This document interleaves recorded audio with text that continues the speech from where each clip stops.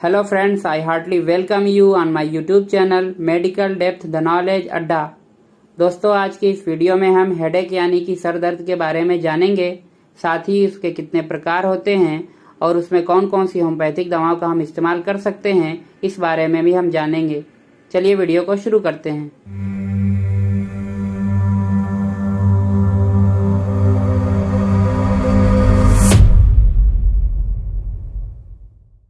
Headache यानी सिर दर्द हमारे सिर के किसी भी भाग में महसूस होने वाले पीड़ादायक अनुभव को कहते हैं। इसके दर्द की प्रवृत्ति बहुत हल्की और बहुत तेज दोनों प्रकार की हो सकती है। इसके अनेकों कारण हो सकते हैं, जिनमें से कुछ की चर्चा हम यहाँ विस्तार से करेंगे। सामान्यतः सिर दर्द को दो भागों में बांटा जा सकता है, प्राइमरी हेडेक और सेकेंडरी हेडेक।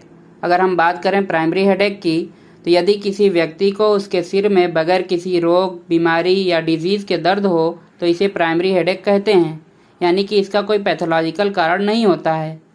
ये किसी भी तरह का स्ट्रेस लेने, डिप्रेशन, नींद पूरी ना होने या पूरे दिन उपवास या रोज़ा रखने की वजह से हो सकता है।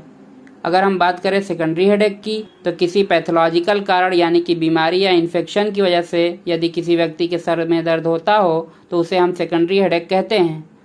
ये किसी भी पर्टिकुलर बीमारी, इंजरी या दूसरी तरह की इलनेस, साथ ही उच्च रक्तचाप यानी कि हाई ब्लड प्रेशर वगैरह की वजह से भी हो सकता है।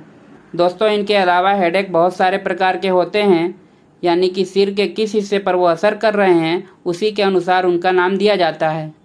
जैसे पहले नंबर पर आता है साइनस हेडेक, यानी नाक में मौजूद साइनस कैविटी में अगर किसी भी एलर्जी, इलनेस और ड्राई वेदर की वजह से अगर सूजन आ जाती है, जिससे सिर के आगे वाले हिस्से में दर्द शुरू हो जाता है, तो इसे साइनस हेडेक कहते हैं।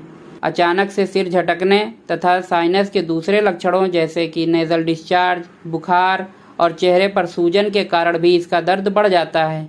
दूसरे नंबर पर आता है टेंशन हेडेक। यह सभी के अंदर पाया जाने वाला एक सामान्य प्रकार का सर दर्द होता है, जो कि किसी भी तरह का स्ट्रेस वगैरह लेने की वजह से हो सकता है। प्रत्येक व्यक्ति में इसकी इंटेंसिटी अलग अलग होती है, लेकिन इसकी वजह से प्रत्येक व्यक्ति को उसके कंधे और गर्दन में दर्द तथा पूरे शरीर में कमजोरी सी महसूस होती है। यह थोड़े समय से लेकर लंबे समय तक मौजूद हो सकता है। स्ट्रेस कम होने के साथ ही अपने आप खत्म भी हो जाता है। तीसरे नंबर पर माइग्रेन हेडेक आता है। सिर के किसी एक निश्चित भाग में होने वाले पल्सिंग सेंसेशन और सीवियर थ्रॉबिंग पेन यानी कि धक धक या धड़कने जैसा अगर दर्द हो रहा हो तो ऐसे दर्द को माइग्रेन कहते हैं। इसकी इंटेंसिटी इतनी ज़्यादा होती है कि अगर कोई व्यक्ति इससे पीड़ित होता है तो उसको हल्की सी आवाज़ या रोशनी भी चुभती है। इसके अलावा कभी कभी उल्टी जैसा भी उसको महसूस होता है। यह कुछ घंटों से लेकर कुछ दिनों तक हो सकता है, जिससे व्यक्ति की दिनचर्या भी प्रभावित होती है और उसका किसी भी काम को करने में मन नहीं लगता है। अब चौथे नंबर पर क्लस्टर हेडेक आता है। कुछ निश्चित समय के अंतराल पर यानी कि पीरियाडिक तौर पर सिर के किसी एक हिस्से में बार बार होने वाले सिर दर्द को क्लस्टर हेडेक कहते हैं। यह 1 से 3 घंटे के अंतराल पर हो सकता है। अक्सर देखा गया है कि आधी रात को पीड़ित व्यक्ति के सर के किसी एक भाग और उसी हिस्से के आंख में भी बहुत भयानक दर्द होने लगता है, जिससे कि उसकी नींद भी खराब हो जाती है। अभी तक इसका कोई ठोस या ज्ञात कारण उपलब्ध नहीं है। अब 5वें नंबर पर आता है रिबाउंड हेडेक। सिर दर्द की गोलियों यानी कि पेन किलर का ज़्यादा इस्तेमाल करने से होने वाला सिर दर्द, यानी कि अगर कोई व्यक्ति सिर दर्द के लिए लगातार 5 से 7 दिन या 1 हफ्ते से ज़्यादा अगर पेन किलर वगैरह का इस्तेमाल करता है तो इससे भी उसके सर में दर्द शुरू हो जाता है, जिसे कि रिबाउंड हेडेक कहते हैं। इसीलिए पेन किलर का अधिक इस्तेमाल नहीं करना चाहिए। बहुत अधिक आवश्यकता होने पर एक उचित चिकित्सक की सलाह से ही इसका इस्तेमाल करना चाहिए।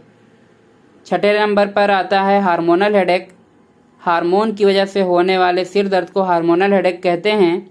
आमतौर पर ऐसा स्त्रियों के अंदर माहवारी के दौरान यानी कि पीरियड्स आने के दौरान होता है, या अन्य किसी भी कारण से शरीर के अंदर अगर मौजूद हार्मोन की मात्रा में उतार चढ़ाव हो जाता है तो ऐसे में भी हार्मोनल हेडेक हो सकता है। प्रत्येक के अंदर इसकी इंटेंसिटी अलग अलग देखने को मिल सकती है। अब 7वें नंबर पर आता है एक्सर्शन हेडेक।